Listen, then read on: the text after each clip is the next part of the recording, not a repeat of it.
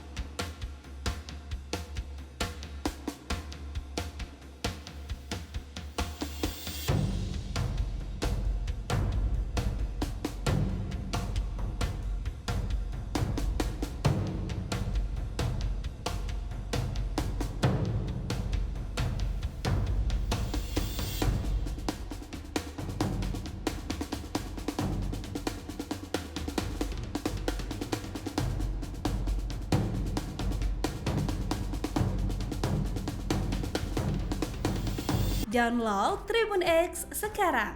Menghadirkan lokal menjadi Indonesia.